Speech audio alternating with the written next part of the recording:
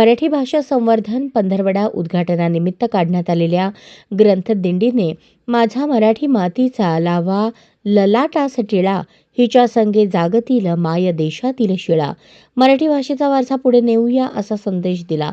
ढोल ताशांच्या गजरात मराठमोळ्या वेशभूषेत मराठी संस्कृतीचे दर्शन यावेळी घडवण्यात आले.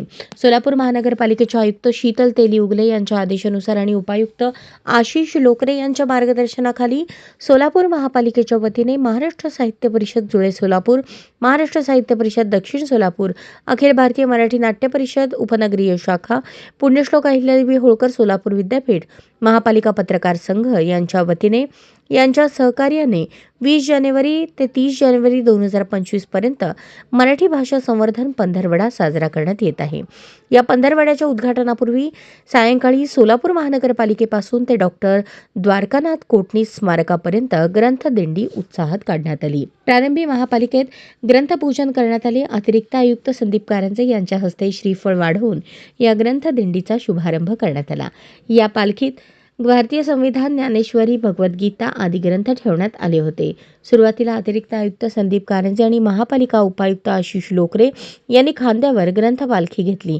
या प्रसंगी उपायुक्त तैमूर मुलानी, महापालिकेचे सहाय्यक आयुक्त शशिकांत भोसले, नगर रचना सहसंचालक मनीष भिष्णुरकर, सामान्य प्रशासन विभागाचे अधीक्षक रजाक पेंढारी, मसाप जुळे सोलापूरचे अध्यक्ष पद्माकर कुलकर्णी, महापालिका पत्रकार संघाचे अध्यक्ष किरण बनसोडे, उद्यान अधीक्षक किरण जगदाळे, ओमप्रकाश वाघमारे, स्वप्नील सोलनकर, संतोष बुलबुले आदींसह अधिकाऱ्यांची प्रमुख उपस्थिती होती. ही ग्रंथदिंडी भारतरत्न डॉ. बाबासाहेब आंबेडकर यांच्या पुतळ्यास अभिवादन करून पुढे मार्गस्थ झाली. त्यानंतर डफरीन चौक मार्गे रेल्वे स्टेशन येथे महात्मा गांधी आणि पुढे साहित्यरत्न अण्णाभाऊ साठे चौक येथे पुतळ्यास अभिवादन करण्यात आले. त्यानंतर डॉ. द्वारकानाथ कोटणीस स्मारक येथे या ग्रंथदिंडीचा समारोप झाला. अत्यंत शिस्तबद्ध पद्धतीने ही ग्रंथदिंडी काढण्यात आली. या ग्रंथदिंडीमध्ये हरिभाई देवकरण प्रशाला, ज्ञानप्रबोधिनी प्रशाला, सेवा सदन प्रशाला आदी शाळांचे सुमारे 400 विद्यार्थी-विद्यार्थिनी सहभागी झाले होते.